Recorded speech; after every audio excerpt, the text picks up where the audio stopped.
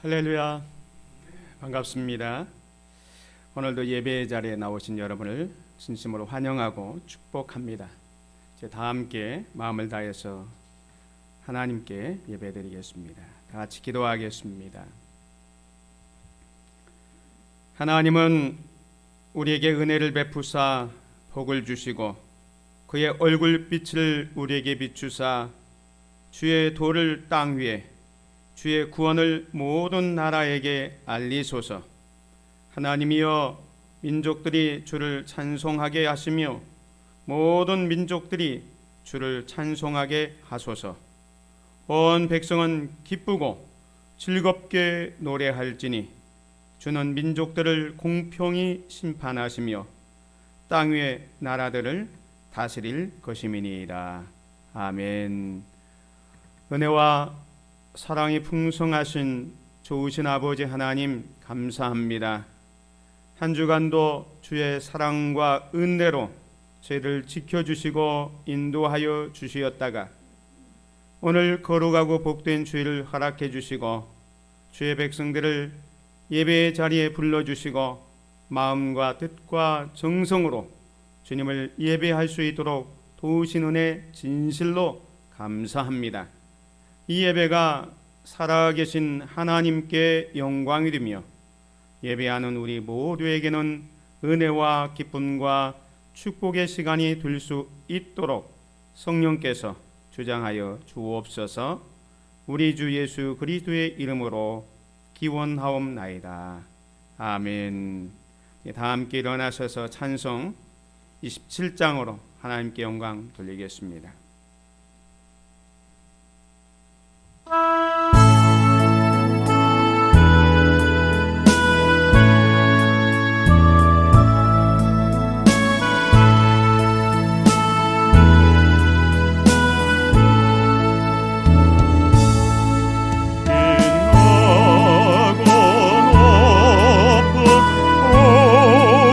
보좌와 그의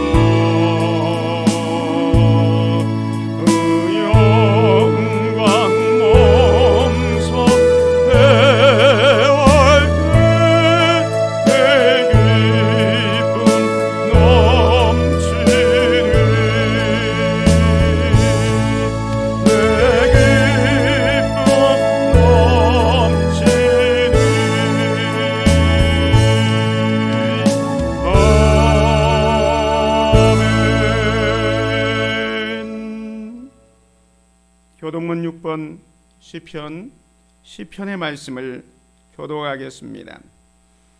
여호와여 일어나옵소서, 하나님이여 손을 드옵소서, 가난한 자들을 잊지 마옵소서.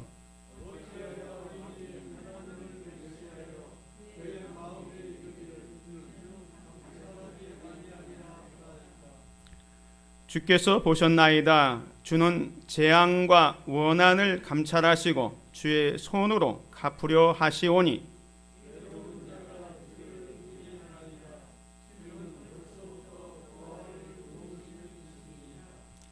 악인의 팔을 꺾으소서. 악한 자의 악을 더 이상 찾아낼 수 없을 때까지 찾으소서.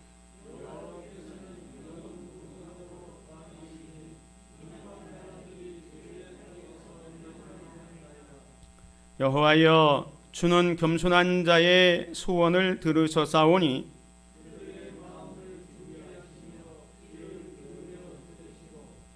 고아와 압제당하는 자를 위하여 심판하사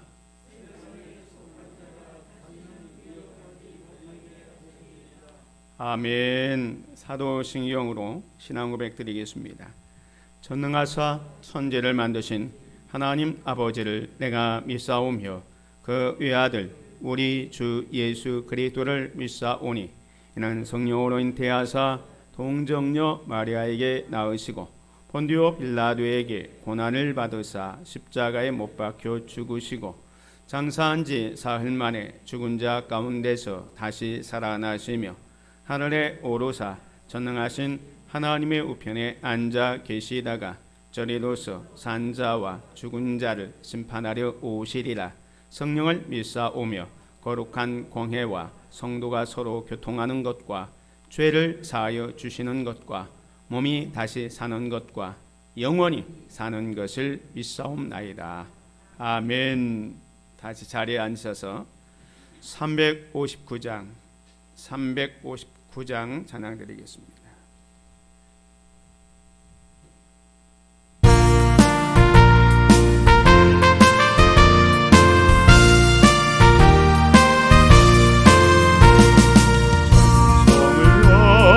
가는 성도들아 헛길의 장애를 두려워 말라. 성령이 너를 인도하시리니 그 지체를 하고 있느냐. 앞으로 전성을 향해 나가세. 전성문만 바라고 나가세. 모든 천사 너희를 용접하러 앞에 기다려서 있네. 나는 이를 누가 비웃거든 확실한 증거를 보여주어라.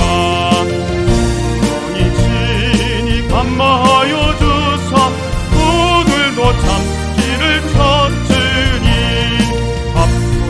앞으로 전성을 향해 나가세. 전성문만 바라고 나가세.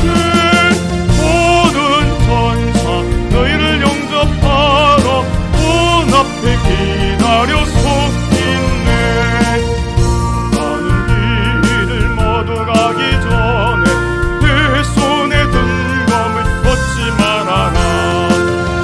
마귀 영계 모두 깨뜨리고 끝까지 잘 싸워 이겨라. 앞으로 전성 향해 나가세.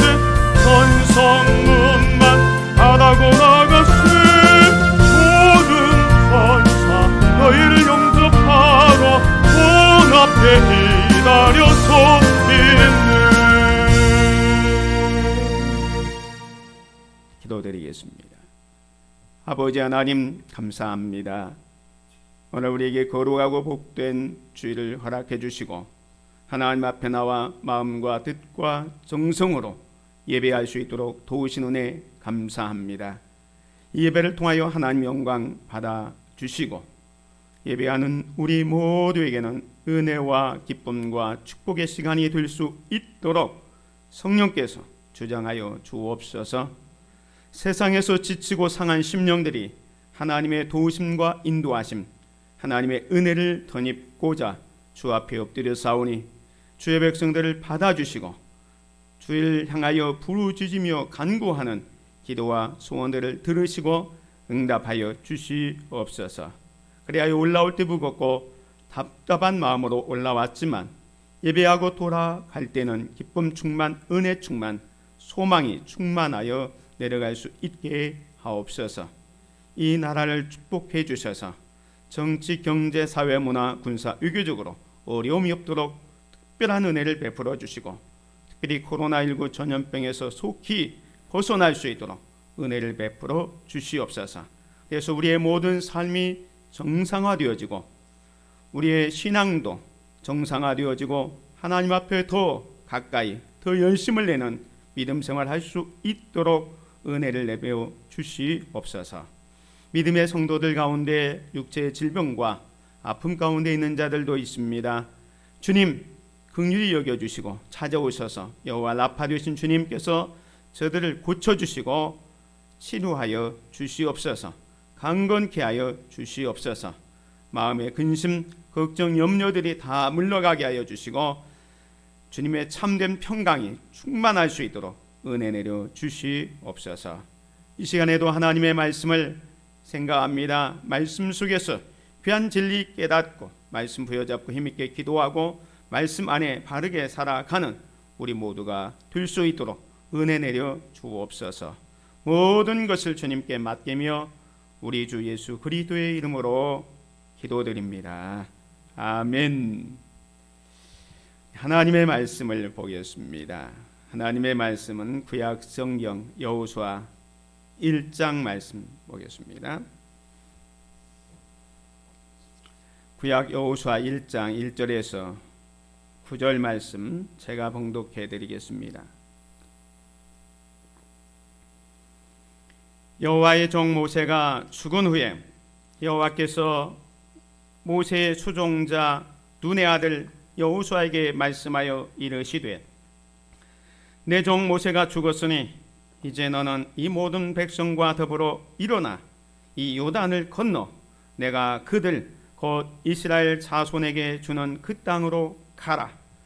내가 모세에게 말한 바와 같이 너희 발바닥으로 밟는 곳은 모두 내가 너에게 주었노니 곧 광야와 이 레바논에서부터 큰 강 곧 유브라데 강까지 해쪽 속에 온 땅과 또 해 지는 쪽 대해까지 너희의 영토가 되리라. 네 평생에 너를 능히 대적할 자가 없으리니 내가 모세와 함께 있었던 것 같이 너와 함께 있을 것임이니라.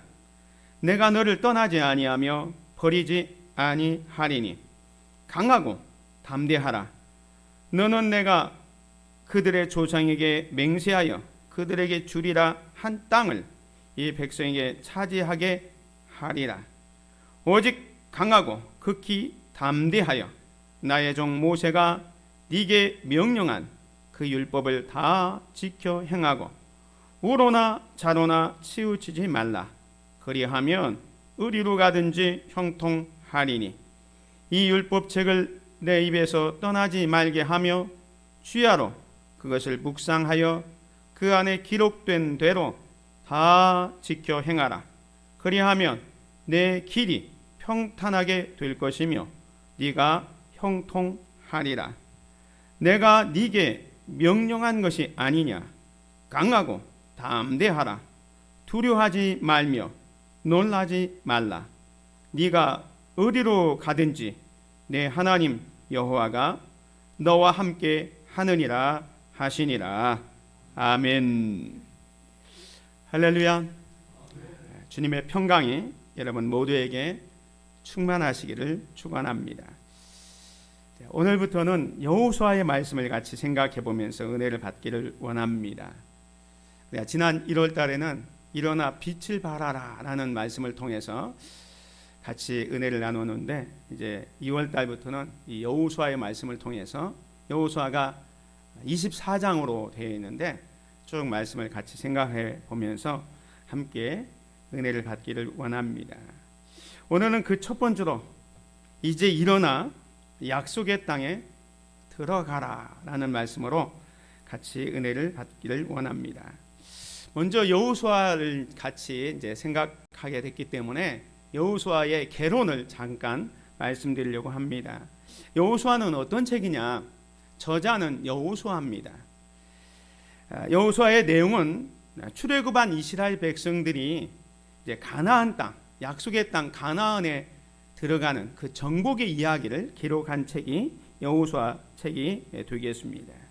그리고 성경 안에서의 여호수아의 위치는 민수기가 가나안을 향한 여행이라면 신명기는 가나안에 들어갈 준비를 하고 있고, 그 다음에 이제 여호수아서는 가나안의 정복 과정을 보여주고 있습니다.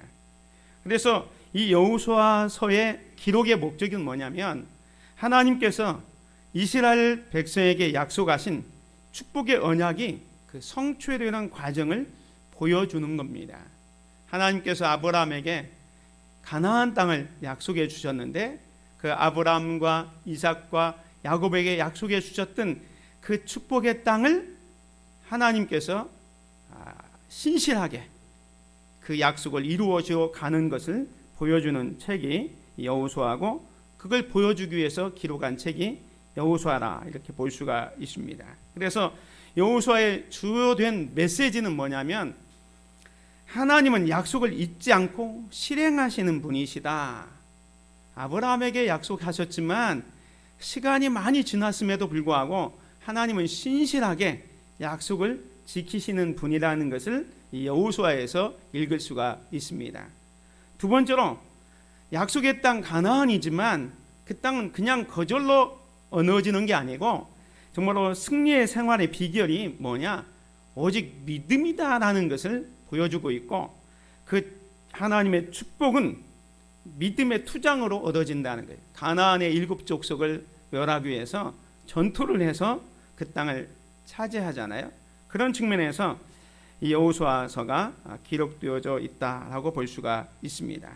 그러면 하나님의 약속의 땅, 이 가나안은 어떤 의미가 있느냐? 2가지 의미가 있다고 볼 수가 있습니다. 첫 번째로 이 가나안 땅은 하나님께서 주시겠다고 약속한 땅입니다. 하나님께서 주시겠다고 약속한 땅인데 이 약속의 땅은 분명히 아브라함에게 약속을 주셨습니다. 창세기 13장에 보면 그 13장에 조카 롯과 헤어지면서 하나님께서 아브라함에게 동서남북을 바라보라. 이 땅을 내가 너와 네 자손에게 영원히 이르리라. 하나님께서 그 땅을 주시겠다고 말씀하고 있습니다. 또 17장 8절에 보면 내가 너와 네 후손에게 네가 거류하는 이 땅 곧 가나안 온 땅을 주어 영원한 기업이 되게 하고 나는 그들의 하나님이 될 것이다 하면서 아브라함에게 이미 약속을 주셨던 그 땅이 이 가나안 땅입니다. 그러면 이 가나안 땅은 이미 주셨지만 정복해야 할 땅이기도 합니다. 하나님께서 이 가나안 땅을 주셨지만 그렇다고 해서 가만히 저절로 얻어지는 땅이 아니고 여호수아와 이스라엘 백성들이 전투를 해서 얻어야 할 땅이 이 가나안 땅입니다.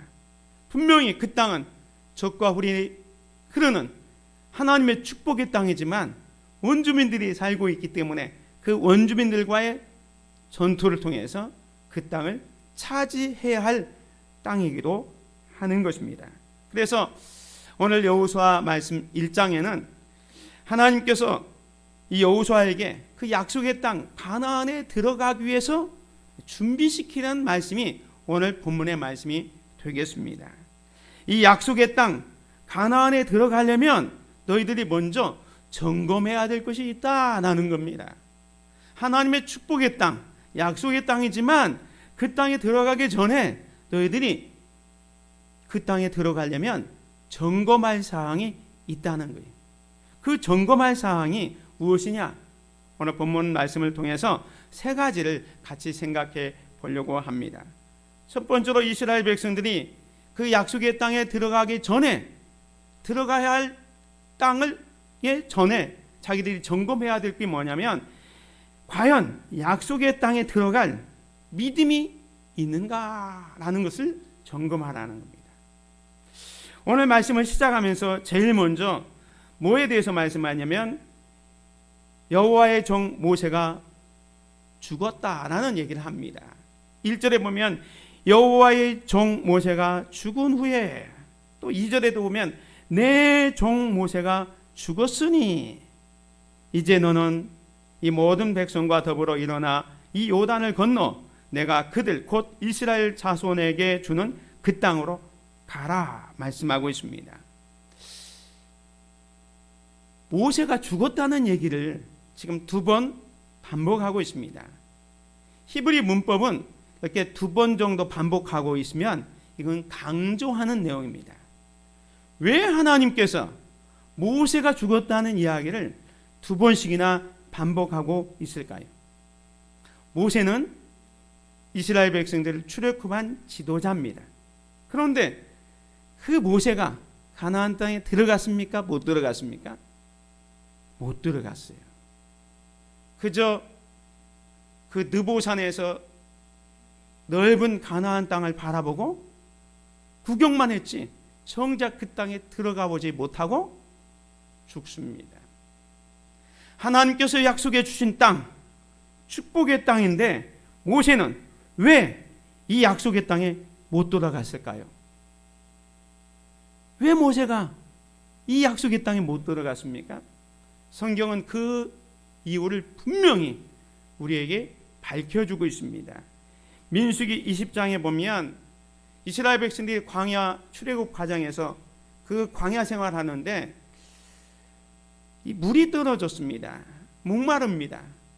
근데 하나님께서 모세에게 명령하기를 저 반석을 향해서 명령해서 물을 내라 이렇게 말씀을 하십니다. 그런데 모세가 지금까지 하나님께서 그 들려주셨던 능력의 지팡이를 가지고 홍해를 가리킬 때 홍해물이 쫙 갈라졌습니다. 그 능력의 지팡이를 가지고 반석을 향해서 그냥 명령만 해도 되는데 그 명령 대신 이스라엘 백성들의 완악함도 있고 또 그래서 그 능력의 지팡이로 반석을 2번 내리치게 됩니다. 여기 민수기 20장 11절에 보면 모세가 그의 손을 들어 그의 지팡이로 반석을 2번 치니 물이 많이 솟아나오므로 회중과 그들의 짐승이 마시니라. 반석을 쳐서 물을 내서 갈증은 해소했지만 지금 모세가 행한 그 행동이 잘못됐다는 말씀을 이 민수기 20장 12절에 말씀하고 있습니다. 뭐라고 말씀하고 있습니까? 여호와께서 모세와 아론에게 이르시되 너희가 나를 믿지 아니하고 이스라엘 자손의 목전에서 내 거룩함을 나타내지 아니한 거로 너희는 이 회중을 내가 그들에게 준 땅으로 인도하여 드리지 못하리라. 하나님을 믿지 못하고 그 반석을 향해서 명령만 해도 그 반석에서 물이 솟아오를 텐데 하나님을 믿지 못하고 그 지팡이로 반석을 2번 내리치는 것 때문에 하나님을 믿지 못했다는 거예요. 그 믿음이 없기 때문에 너는 이스라엘 백성들을 이끌고 그 땅에 들어가지 못한다라고 말씀합니다. 다시 말해서 모세가 이 약속의 땅에 못 들어간 이유가 뭐냐면 하나님을 향한 믿음이 없었다는 거예요. 그렇게 훌륭한 지도자가 어떻게 보면 단 한 번의 실수잖아요. 단 한 번의 실수로 하나님의 축복의 땅, 그 가나안 땅에 못 들어갔습니다. 하나님 해도 너무하십니다. 모세가 얼마나 수고했습니까? 40년 동안 그 불평과 원망 많은 이스라엘 백성들이 이끌고 왔는데 그 딱 한 번의 실수 때문에 그 축복의 땅, 약속의 땅에 못 들어간다니. 그런데 하나님은 이 모세를 들어가지 못하도록 하십니다. 왜 그래요? 이거는 저와 여러분에게 주은 교훈입니다. 하나님의 약속의 땅, 축복의 땅에 들어가려면 믿음이 없으면 들어갈 수 없다는 것을 가르치기 위해서 비록 그렇게 훌륭한 지도자 모세였지만 딱 한 번의 실수, 너희가 나를 믿지 아니했기 때문에 그 땅에 못 들어간다. 믿음이 없으면 들어갈 수 없다는 겁니다. 모세만 못 들어간 게 아닙니다.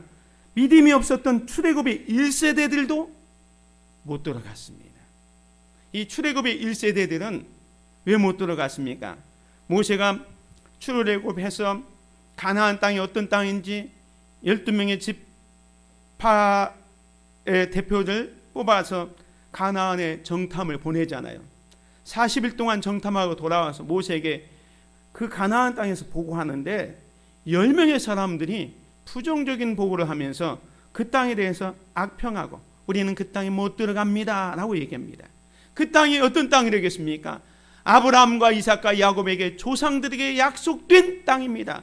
하나님께서 분명히 주신 땅입니다.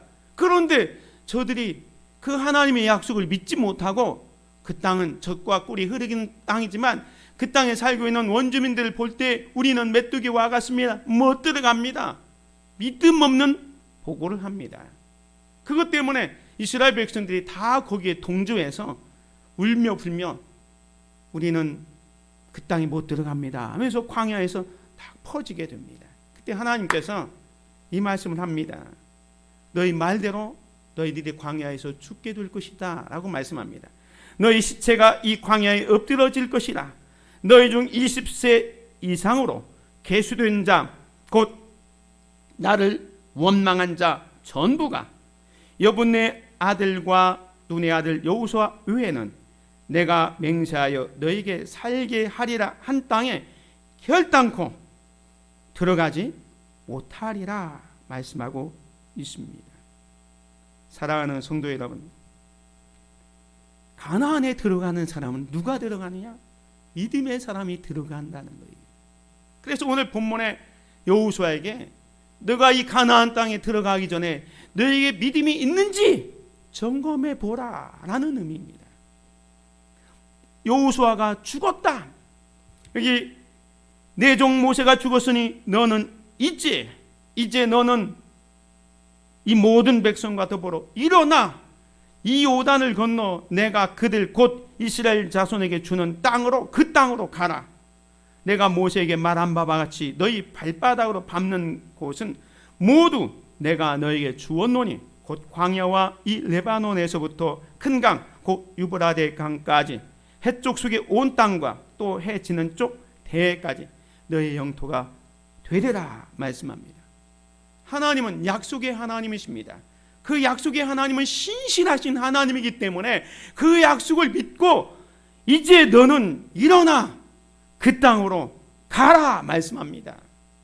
믿음 없이 그 땅에 대해서 불평하거나 원망하지 말고 이제 좌절의 자리, 실패의 자리, 낭맹의 자리에서 일어나서 하나님의 약속의 땅, 축복의 땅으로 걸어가라 말씀하고 있는 것입니다. 오늘 저와 여러분도 마찬가지입니다. 이제 일어나 하나님께서 약속해 주신 그 축복의 땅으로 걸어가시기를 주의 이름으로 축원을 드립니다. 지난 일요일날도 말씀드렸지만 이제 일어나 빛을 발하는 저와 여러분이 되어야 합니다. 믿음이 있어야 이 행동이 일어나게 되는 겁니다. 믿음은 행동으로 증명이 됩니다. 믿음이 없으면 절대 행동하지 않습니다. 믿음이 있다면 행동을 하게 됩니다. 죄송한 얘기지만 사람들이 복권을 살 때가 있습니다. 근데 그 복권을 살 때 그 사람에게는 정말로 겨자씨만한 믿음이라도 있어요. 내가 이 복권을 사면 당첨되리라. 그 확률이 뭐 830만 분의 1인가요? 그렇긴 하지만 그 사람에게는 조그마한 믿음이 있기 때문에 복권을 사는 행동을 합니다. 근데 단돈 1,000원짜리 복권을 사더라 하더라도 자기에게 정말로 0%의 그 당첨될 확률이 없다고 하면 누가 사겠습니까? 안 사는 겁니다. 마찬가지입니다. 우리에게 정말로 믿음이 있으면 그 믿음이 행동으로 움직여지게 되는 겁니다. 지금 이스라엘 백성들에게 너는 이제 일어나 그 땅으로 가라라고 말씀하는 것은 하나님을 향한 믿음을 신실하게 믿고 가라 이 말입니다.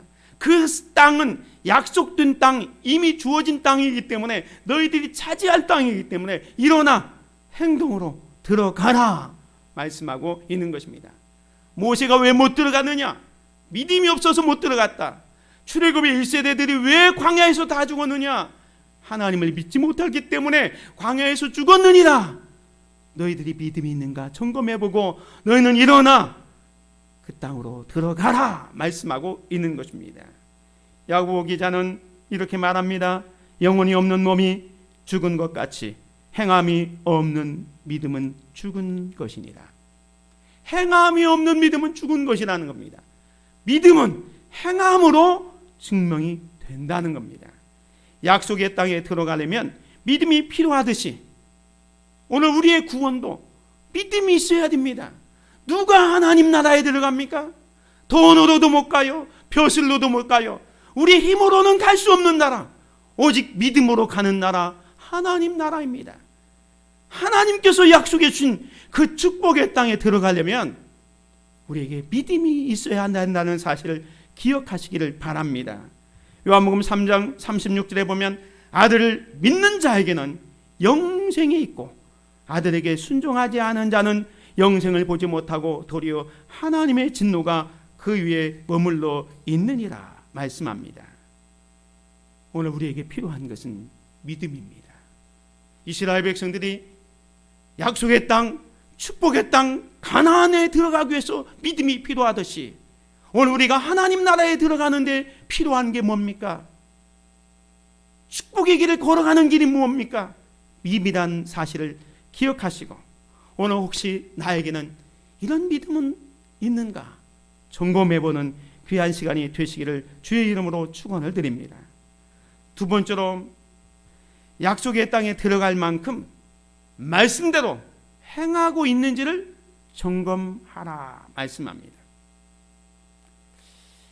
약속의 땅에 들어가려면 말씀대로 순종해야 한다는 겁니다. 말씀에 순종하지 않으면 절대로 하나님의 약속의 땅, 축복의 땅에 들어갈 수 없다는 겁니다. 자, 여러분, 저와 여러분은 하나님을 믿는 하나님의 백성입니다. 자, 그런데 우리는 과연 하나님의 말씀대로 행하고 있습니까? 우리가 자신 있게 하나님의 말씀에 순종하고 있다고 대답을 하기가 어렵습니다. 왜 사람들이 말씀을 들어도 순종하지 않을까요? 여러 가지 이유가 있지만 우리는 말씀을 들을 때 하나님의 음성으로 듣지 않기 때문에 그렇습니다. 우리가 말씀을 들을 때 그것이 하나님이 말씀하신다고 또 하나님의 음성이라고 믿고 듣는다면 어떻게 우리가 순종하지 않겠습니까? 제가 여기 서서 여러분에게 말씀을 전하지만 저 목사님의 말씀이 하나님의 음성으로 들려지면 말씀에 순종하는 겁니다. 요즘에는 뭐 유튜브나 많은 훌륭하신 목사님이나 또 책을 통해서 우리는 하나님의 말씀을 많이 접하게 됩니다. 많이 듣습니다. 얼마나 많은 말씀을 듣는지 몰라요. 내가 원하면 좋은 말씀들, 내가 원하는 말씀들을 너무너무 많이 접할 수가 있습니다. 그런데 그 말씀을 듣고도 왜 우리에게 순종함이 없느냐 이 말이에요. 그것은 그 말씀을 듣긴 들어도 들었을 때는 마음에 뭐 편안을 얻고 위로를 얻었을지 모르지만 그 말씀을 하나님의 음성으로 듣지 않기 때문에 그렇습니다. 하나님의 말씀으로 듣는다면 순종할 수밖에 없습니다. 오늘 모세는 하나님께서는 모세에게 주셨던 말씀을 또 여호수아에게 말씀을 하셨고 여호수아가 그 말씀을 들으라고 말씀합니다. 여기 1장 7절에 보면 오직 강하고 극히 담대히 하여 나의 종 모세가 네게 명령한 그 율법을 다 지켜 행하고 우로나 자로나 치우치지 말라. 그리하면 어디로 가든지 형통하리니. 이 말씀을 자세히 보면요, 모세가 네게 명령한 그 율법을 다 지켜 행하고 그랬습니다. 이 율법은 하나님의 말씀입니다. 하나님의 말씀인데 누가 전해줍니까? 모세가 여호수아에게 전해주고 여호수아는 이스라엘 백성들에게 전하는 겁니다. 그러니까 율법은 하나님의 말씀이지만 그 하나님의 말씀을 전해주는 모세가 있었고 그 모세에게 들려준 말씀을 너는 지켜 행하라 말씀합니다. 금방 말씀드린 것처럼 우리는 말씀들을 들을 때에 뭐 목사님을 통해서 또 교육자를 통해서 심지어 자기 형제나 친구를 통해서도 하나님의 말씀을 들을 수 있습니다. 여러 책을 통해서도 말씀을 들을 수 있습니다. 그런데 아까 말씀드린 것처럼 왜 우리가 그 말씀을 들어도 순종하지 못하느냐? 그 말씀을 하나님의 음성으로 하나님의 말씀으로 듣지 않기 때문에 순종함이 없다는 거예요. 오늘 우리는 하나님께서는 우리에게 말씀하실 때 사람을 통해서 말씀하신다는 사실을 기억해야 합니다. 바울이 복음을 전할 때 데살로니가에 가서 복음을 전할 때 데살로니가 성도들은 그릇 자세로 하나님의 말씀을 들었습니다. 이 데살로니가전서 2장 13절에 보면 이러므로 우리가 하나님께 끊임없이 감사함은 너희가 우리에게 들은 바 하나님의 말씀을 받을 때에 사람의 말로 받지 아니하고 하나님의 말씀으로 받음이니 진실로 그러하도다. 이 말씀이 또한 너희 믿는 자 가운데서 역사하느니라. 사도 바울이 이곳저곳 다니면서 복음을 전할 때에 그 데살로니가 교회 성도들은 바울이라는 사도가 와서 전해주는 그 메시지를 사람의 말로 듣지 아니하고 하나님의 말씀으로 받았다는 거예요. 오늘 저와 여러분도 마찬가지입니다. 하나님의 말씀은 누구를 통해서?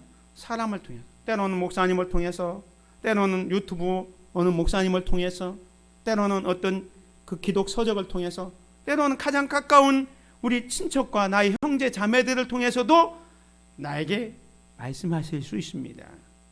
그때 그 하나님의 말씀을 들을 때에 하나님의 음성으로 듣고 하나님의 말씀으로 듣는다면 우리는 순종하게 된다는 거죠. 오늘 계속해서 하나님께서는 여호수아에게 말씀에 대한 자세를 이렇게 말씀합니다. 이 율법 책임을 네 입에서 떠나지 말게 하며 주야로 그것을 묵상하여 그 안에 기록된 대로 다 지켜 행하라. 그리하면 내 길이 평탄하게 될 것이며 네가 형통하리라. 오늘 하나님의 말씀을 대하는 태도를 세 가지로 말씀해 주고 있습니다. 뭡니까? 이 율법책을 내 입에서 떠나지 말게 하라는 거예요. 무슨 말씀입니까? 하나님의 말씀을 부지런히 읽으라는 겁니다. 우리는 하나님의 말씀을 부지런히 읽어야 됩니다. 뿐만 아니라 두 번째로 주야로 그것을 묵상하며 그랬습니다. 이 묵상에 대해서는 다시 말씀드리겠습니다. 그 안에 기록된 대로 다 지켜 행하라 말씀합니다. 말씀을 읽고 묵상하고 그걸 지켜 행하라. 우리는 읽는 거에 대해서는 다 압니다. 묵상이 뭡니까? 말씀을 묵상한다는 것은 여기 묵상이라는 말은 히브리 말로 하가라는 단어인데 이것은 되새긴다라는 거예요. 마치 소가 먹이를 먹고 계속 되새김을 하는 것처럼 우리가 하나님의 말씀을 자꾸 되새김 하는 거예요. 그래서 그 말씀을 자기의 삶에 적용하는 겁니다. 그냥 읽는 것으로 끝나는 게 아니라 이 말씀이 왜 하나님께서 나에게 이 말씀을 주셨을까?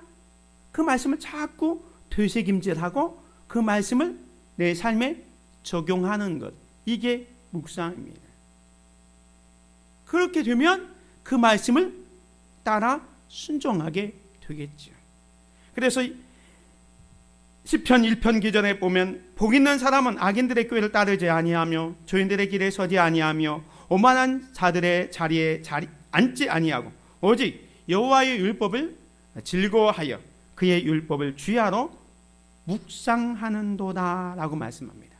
계속해서 3절에 보면 그는 시냇가에 심은 나무가 철을 따라 열매를 맺으며 그 잎사귀가 마르지 아니함 같으니 그가 하는 모든 일이 다 형통하리로다. 오늘 8절에도 똑같이 말씀합니다. 말씀을 읽고 묵상하고 지킬 때 네가 어디로 가든지 형통하리라 말씀했는데 시편 1편에도 복 있는 사람은 하나님의 말씀을 즐거워하여 주야로 묵상하는 자로다. 저는 시냇가에 심은 나무가 철을 따라 열매를 맺음과 그 잎사귀가 마르지 아니함 같으니 그가 하는 모든 일이 다 형통하리로다. 이 형통이라는 것은 하나님 안에서의 성공을 말합니다. 그래서 이 119편 165절에도 보면 주의 법을, 하나님의 말씀이죠, 주의 법을 사랑하는 자에게는 큰 평안이 있으니 그에게 장애물이 없으리로다. 하나님의 말씀을 읽고 묵상하고 지켜 순종하는 사람에게는 마치 큰 평안이 있어서 그들에게는 장애물이 없다. 크게 열려진 그 도로가 열려 있는 것처럼 정말로 그 길을 걸어갈 수 있다라고 말씀하고 있는 것입니다. 사랑하는 성도 여러분, 오늘 하나님께서 여호수아에게 가나안에 들어갈 때 점검사함을 얘기할 때 왜 두 번째 말씀에 순종하라는 말씀을 하셨을까요? 가나안에 들어가려면 아까 말씀한 것처럼 그 원주민들과 싸우려면 어떤 전법을 가르친다든지 무기는 무엇을 소지해야 된다든지 이런 것을 이야기하면 납득이 될 텐데 뜬금없이 하나님의 말씀에 순종하라. 그래야만 네가 어디로 가든지 형통하겠다라고 말씀하고 있는 이유가 뭡니까? 여기에 가나안에 들어가는 그 성격을 말씀해주고 있습니다. 가나안은 처음에 말씀드린 것처럼 철저하게 믿음으로 가는 땅입니다. 그리고 그 가나안 땅에 들어가려면 하나님의 말씀에 대한 충성과 순종 속에서 그 땅에 들어갈 수 있다는 것을 보게 됩니다. 단순히 하나님께서 이스라엘 백성들을 그 가나안 땅에 인도로 가서 그 가나안 땅이 젖과 꿀이 흐르는 땅이니까 그냥 거기서 잘 먹고 잘 사는 것이 목적이 아니라 하나님은 하나님의 백성들이 하나님의 백성답게 살아가도록 말씀하고 있는 겁니다. 약속의 땅, 가나안 땅, 축복의 땅은 하나님의 약속의 땅이잖아요. 그곳에 들어가려면 하나님의 백성답게 믿음이 있어야 된다. 하나님의 백성답게 말씀에 순종해야 된다라는 것을 말씀해 주고 있는 것입니다. 약속의 땅에 들어가려면 말씀에 순종함이 있어야 됩니다. 오늘 7절 8절 다시 봅니다. 오직 강하고 극히 담대하여 나의 종 모세가 네게 명령한 그 율법을 다 지켜 행하고 우로나 좌로나 치우치지 말라. 그리하면 어디로 가든지 형통하리니 이 율법책을 내 입에서 떠나지 말게 하며 주야로 그것을 묵상하여 그 안에 기록된 대로 다 지켜 행하라. 그리하면 내 길이 평탄하게 될 것이며 네가 형통하리라. 말씀에 순종할 때 승리하고 말씀에 승리할 때 그 땅에 들어갈 수 있음을 말씀하고 있는 것입니다. 사랑하는 성도 여러분, 오늘 우리는 말씀에 순종하고 있는지 우리 자신을 점검해 볼 수 있기를 바랍니다. 마지막 세 번째로 약속의 땅에 들어가는데 무엇을 두려워하는지 점검해야 되는 거예요. 오늘 본문 말씀에 보면 강하고 담대하라, 두려워하지 말라는 말씀을 반복해서 세 번이나 연속해서 말씀합니다. 강하고 담대하라 6절, 또 7절에 보면 강하고 오직 강하고 극히 담대하여, 9절에 보면 강하고 담대하라, 두려워하지 말며 놀라지 말라 말씀합니다. 여러분, 여호수아가 가진 두려움이 무엇이었을까요? 여러 가지 두려움이 있겠지만 제가 생각해 보니까 한 3가지 정도의 두려움이 있었던 것 같아요. 첫 번째는 뭐냐면 전임자 모세의 탁월한 리더십 때문에 두려워했습니다. 전임자가 리더십도 없고 그냥 잘 못했으면 후임으로 간 사람은 편하게 그냥 적당히 해도 괜찮습니다. 근데 전임자가 열심히 한 곳에 후임자로 가면 부담이 큽니다. 제가 군목으로 있을 때 이렇게 2년마다 이렇게 임지를 옮기잖아요. 그러면 전임자가 열심히 한 전임자도 있고 그냥 적당히 한 분도 있습니다. 열심히 한 사람 뒤에 가면 내가 그보다 더 열심히 해야 된다는 부담감이 있습니다. 모세의 뒤를 이어서 새로운 지도자가 된 여호수아가 얼마나 부담감이 컸겠습니까? 그 모세의 탁월한 지도력, 정말로 늘 40년 동안 여호수아가 그 모세의 수종자로 따라다녔기 때문에 모세에 대해서 너무너무 잘 알잖아요. 그런 모세가 죽었는데 하루아침에 자기가 지도자가 됐을 때 그 부담감이라는 것은 이런 말할 수가 없었을 겁니다. 그런 두려움이 있었어요. 내가 과연 잘 해낼 수 있을까? 왜? 누구보다도 여호수아는 자기 자신을 자기가 더 잘 알기 때문에 그렇습니다. 두 번째 두려움은 뭡니까? 이스라엘 백성들의 악함 때문에 그랬어요. 40년 동안 이스라엘 백성들을 보니까 조금만 힘들면 불평하고 원망하고 그냥 못 가겠다고 그냥 탁 주저앉고, 그런 이스라엘 백성들을 자기가 이제 지도자가 돼서 끌고 가려고 하니까 얼마나 또 어깨가 무거웠겠습니까? 이런 두려움이 있는 겁니다. 설상가상 지금 가나안 땅은 어떤 땅입니까? 하나님께서 약속된 축복의 땅이긴 하지만 정복해야 할 땅입니다. 그 땅을 여호수아는 40년 전에 가봤잖아요. 직접 가보니까 그 땅의 원주민들이 얼마나 키가 크고 장대한 사람들인지 자기가 경험했습니다. 그래서 10명의 정탐꾼들이 불평하고 원망하면서 못 들어갑니다. 그들 보기에 우리는 메뚜기와 같다고 했던 그 원주민들을 볼 때에 두려움이 있는 거예요. 여기 가나안의 주민들의 모습을 잠깐 볼까요? 이스라엘 자손 앞에서 그 정탐한 땅을 악평하여 이르되 우리가 두루 다니며 정탐한 땅은 그 거주민이 삼키는 땅이요 거기서 본 모든 백성은 신장이 장대한 자들이며 거기서 네피림 후손인 아낙 자손의 거인들을 보았나니 우리는 스스로 보기에도 메뚜기 같으니 그들이 보기에도 그와 같았을 것이니이다. 이건 물론 부정적인 보고를 했던 10명의 사람들의 이야기지만 그건 팩트였어요. 단지 여호수아와 갈렙만은 이 팩트를 뛰어넘어서 하나님이 함께 하시면 들어갈 수 있습니다.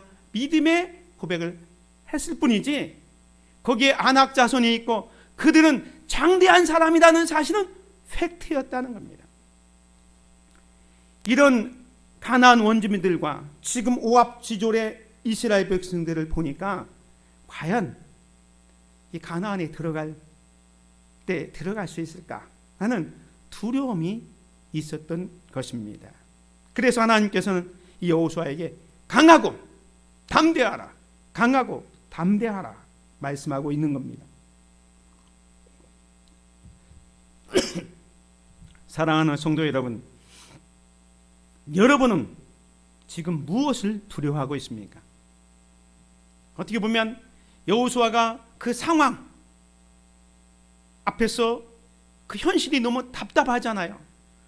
훌륭한 지도자 모세의 후임으로서 저 악한 이스라엘 백성들, 설상가상 가나안의 원주민 앞에서 정말로 현실이 너무 암담하고 막막해서 두려움 가운데 있는데 오늘 우리들도 이런 두려움은 없는지, 요즘 우리의 상황이 딱 이런 것 같아요. 특별히 작년부터 있었던 이 코로나19 바이러스 때문에 우리는 두려움이 있습니다. 언제 이 바이러스가 끝날 것인가? 뭐 뉴스를 들어보고 항상 들어보면 앞으로 2주간이 중요합니다. 앞으로 2주간이 중요합니다. 늘 그 이야기만 듣고 있고, 설상 이제 백신이 들어와서 코로나가 종식이 된다 할지라도 예전에 그 삶으로 정말로 돌아갈 수 있을까? 돌아가기까지는 얼마나 많은 시간이 걸릴까? 라는 그런 두려움이 있습니다. 이 두려움은 학생들도 마찬가지고 소상공인, 자영업자, 기업인, 정치인, 심지어 목회자들도 이런 것 때문에 염려하고 있습니다. 또 우리는 막상 당한 우리의 삶에 다양한 문제들이 있잖아요. 무엇을 먹을까? 무엇을 마실까? 무엇을 입을까? 앞으로 내 집은 어디서 장만을 해야 되는가? 우리 자녀들은 어떻게 해야 되는가? 신앙생활은 어떻게 해야 되는가? 등등 여러 가지 삶의 다양한 문제들로 인해서 두려움이 있습니다. 그런데 걱정하지 마십시오. 오늘 모세의 뒤를 이어 새로운 지도자가 됐던 여호수아에게 하나님께서 말씀하시는 것이 있습니다. 뭡니까? 내가 너와 함께 하리라 말씀합니다. 5절에 보면 네 평생에 너를 능히 대적할 자가 없으리니 내가 모세와 함께 있었던 것 같이 너와 함께 있을 것임이니라. 내가 너를 떠나지 아니하며 버리지 아니하리니. 9절 내가 너에게 명령한 것이 아니냐. 강하고 담대하라. 두려워하지 말며 놀라지 말라. 네가 어디로 가든지 네 하나님 여호와가 너와 함께 하느니라 말씀하고 있습니다. 막막한 현실 속에서 그 두려움을 이기고 나아갈 수 있는 힘이 뭐냐? 하나님이 우리와 함께 하신다는 사실입니다. 사랑하는 성도 여러분, 여러분의 삶이 아무리 막막하고 답답하게 보여도 전능하신 하나님, 능력의 하나님, 사랑의 하나님께서 우리와 함께 하신다는 것을 믿으시기 바랍니다. 하나님의 함께 하심을 느껴야 됩니다. 하나님은 오늘도 우리에게 말씀하십니다. 내가 너와 함께 하리라. 내가 너를 지켜주리라. 내가 너의 가정을 지켜주리라. 한수 무리교회와 한국교회를 지켜줄 것이다. 함께 할 것이다. 두려워하지 말라 말씀하고 있습니다. 오늘 우리는 하나님께서 함께 해주시는 그 축복을 누리면서 우리가 해야 될 것은 이 주님과 동행하는 삶을 살아가는 겁니다.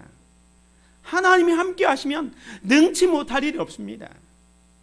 하나님이 함께 하시면요 형통합니다. 여러분 잘 아는 요셉이 하나님께서 함께 하실 때 형통의 축복을 누렸습니다. 창세기 39장 2절에 보면 여호와께서 요셉과 함께 하심으로 그가 형통한 자가 되었다 그랬어요. 하나님께서 함께 하시면 형통의 축복을 누립니다. 또한 하나님께서 함께 하시면요 점점 강해집니다. 사무엘하 5장 10절에 보면 만군의 하나님 여호와께서 함께 하시니 다윗이 점점 강성하여 가니라. 또 하나님 함께 하시면요 담대할 수 있습니다. 이사야 41장 10절에 보면 두려워하지 말라. 내가 너와 함께 함이라. 놀라지 말라. 나는 내 하나님이 됨이라. 내가 너를 굳세게 하리라. 참으로 너를 도와주리라. 참으로 나의 의로운 오른손으로 너를 붙들리라 말씀합니다. 하나님께서 함께 해주시면 놀라운 축복을 누립니다. 올해 들어와서 수요일 저녁에 하나님이 함께 하시는 사람들에 대해서 우리가 말씀을 생각하고 있는데 하나님이 함께 하시면요 두려움이 없습니다. 성경 여기저기에서 하나님께서 내가 너와 함께 하리라 라는 말씀을 약속하고 있습니다. 이사야 43장 2절에도 보면 네가 물 가운데로 지날 때에 내가 너와 함께 할 것이라. 강을 건널 때에 물이 너를 침몰하지 못할 것이며 네가 불 가운데로 지날 때에 타지도 아니할 것이요 불꽃이 너를 사르지도 아니하리라. 우리가 어느 곳에 있든지 하나님께서 지키시고 보호하신다는 거예요. 언제까지? 마태복음 28장 20절에 보면 내가 세상 끝날까지 너희와 항상 함께 있으리라. 아멘. 사랑하는 성도 여러분, 약속의 땅에 들어가려면 하나님과 동행해야 됩니다. 하나님이 함께 해주시면 가능합니다. 9절 말씀 다시 봅니다. 내가 네게 명령한 것이 아니냐. 강하고 담대하라. 두려워하지 말며 놀라지 말라. 네가 어디로 가든지 내 하나님 여호와가 너와 함께 하느니라 하시니라. 말씀을 정리합니다. 오늘 저와 여러분들은 하나님의 약속의 땅, 축복의 땅에 들어가야 됩니다. 이제 일어나 그 땅으로 들어갑시다. 하나님께서 여러분에게 약속하신 땅은 어떤 땅입니까? 그 약속의 땅이 하나님께서 주어졌지만 이제 우리가 힘써 싸워서 쟁취해야 할 땅입니다. 하나님이 함께 하시면 분명히 해낼 수 있습니다. 그 땅에 들어가기 전에 우리에게 점검해야 될 게 있습니다. 우리에게 과연 믿음이 있는가? 우리는 말씀대로 순종하고 있는가? 나는 하나님께서 함께하여 주심을 믿고 그 하나님과 함께 동행하고 있는가? 하나님 함께 하시면 이 놀라운 축복을 누리게 될 것입니다. 기도하겠습니다. 은혜로우신 아버지 하나님, 감사합니다. 하나님께서 이스라엘 백성들에게 약속된 축복의 땅 가나안 땅은 이미 그들에게 주어진 약속의 땅이지만 쟁취해야 할, 점령해야 할 땅입니다. 모세가 그 땅에 들어가지 못했습니다. 출애굽의 1세대도 그 땅에 들어가지 못했습니다. 그들은 믿음이 없었습니다. 오늘 우리에게 하나님 나라에 들어가기 위해서는 오직 믿음이 필요하다는 것을 깨닫고 믿음의 사람들이 되게 하여 주시옵소서. 하나님의 말씀에 전적으로 순종하게 하여 주시옵소서. 그리고 어떤 상황에도 하나님께서 나와 함께 하심을 믿고 하나님과 동행하는 삶을 통해서 약속의 땅, 축복의 땅을 담대하게 쟁취해 나가는 우리들이 다 되게 하여 주옵소서. 예수 그리스도의 이름으로 기도드립니다. 아멘. 찬송 347장 찬양 드리겠습니다.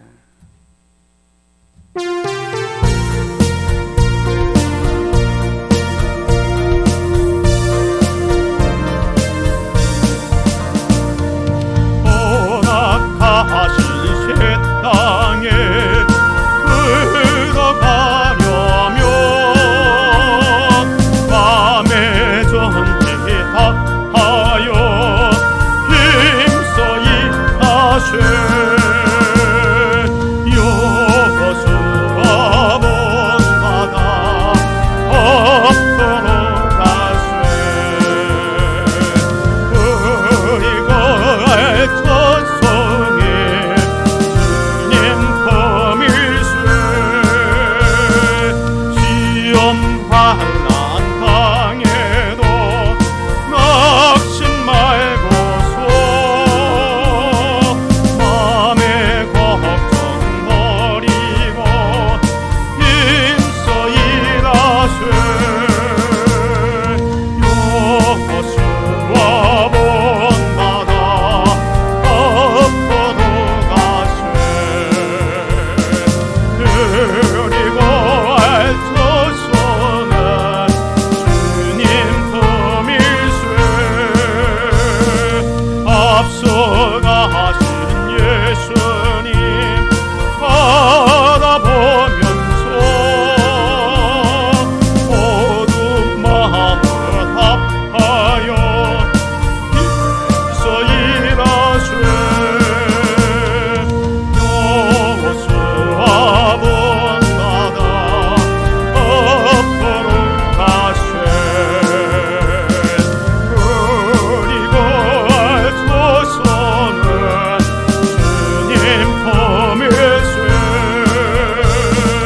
일할 곳이 아직도 많이 있으니 담대하게 나가서 힘써 일하세. 여호수아 본받아 앞으로 가세. 그리고 알토서는 주님 품일세.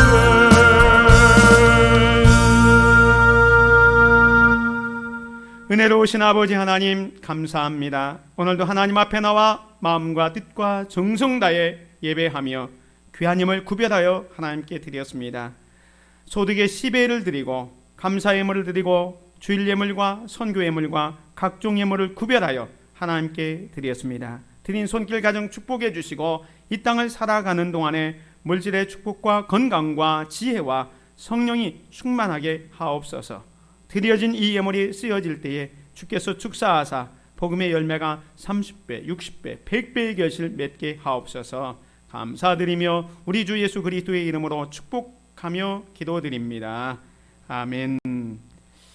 광고 말씀드리겠습니다. 오늘도 예배 자리에 오신 여러분을 환영하고 축복합니다. 오후 예배를 오늘부터 하기로 이렇게 지난주에 말씀드렸는데 방역 조치가 조정되지 않아서 추석 연휴까지 이렇게 연장한다고 해서 우리도 2주간 수년을 해서 이렇게 끝난 다음에 오후 예배를 시작하도록 하겠습니다. 그래서 2월 21일 오후 예배에 첫 오후 예배를 시작하면서 재직 헌신 예배와 또 세미대도 겸해서 이렇게 진행이 되겠습니다. 모든 것이 정상화될 수 있도록 기도해 주시기 바랍니다. 지난 연말부터 우리 성도님들께서 구제 헌금을 해주셨는데요. 그것을 이번 설날 명절에 보두어서 사회복지 공동 모금회에 지정 기탁을 했습니다. 지정 기탁했다는 게 뭐냐면 우리가 이 한숲시티에 있는 한부모 가정, 또 장애인 가정, 극빈 노인 가정들을 우리가 다 알 수가 없기 때문에 이 면에서 그걸 관리하는 리스트가 있는 것 같아요. 그래서 그분들한테 지정 기탁해서 될 수 있으면 이 한숲시티에 있는 사람들이 이 혜택을 받으면 좋겠습니다 해서 지정을 해서 기탁을 했고요. 거기에서 알아서 이제 우리 교회 이름으로 그들에게 구제 헌금을 전달하도록 했습니다. 구제 헌금을 해주신 여러분께 감사를 드립니다. 이번 주에 설날 명절이 있는데 주님 안에서 행복하게 지내시기를 바라고요. 설날 가정 예배 순서지 이렇게 복사해 놨습니다. 필요한 양만큼 가져가시고요. 또 필요하면 우리 홈페이지에 이렇게 올려놨습니다. 거기에서도 이렇게 홈페이지에서도 보면은 되겠습니다. 이제 다 같이 일어나셔서 앞뒤좌우 형제 자매 함께 인사 나누겠습니다. 참 잘 오셨습니다. 주 안에서 행복하세요. 한 주간도 승리하세요. 감사합니다. 행복을 나누는 사람들의 실천사항 5가지 같이 봅니다. 우리는 예배를 통해 삶의 초점을 하나님께 집중합니다. 우리는 성도의 교제를 통해 삶의 문제들을 바라봅니다. 우리는 말씀을 연을 통해 믿음을 강건케 합니다. 우리는 사역을 통해 하나님께서 주신 재능을 나눕니다. 우리는 전도를 통해 하나님께서 주신 사명을 실천합니다. 아멘. 635장 찬양 드리고 축도로 예배를 마치겠습니다.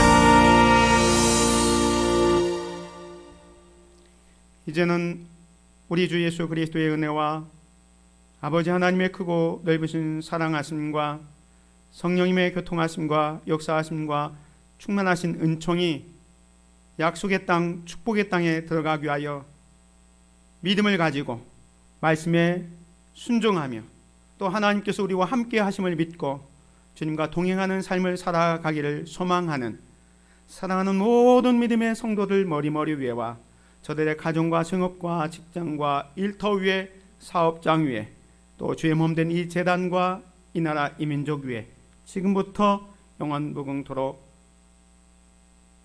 함께 있을지어다. 아멘.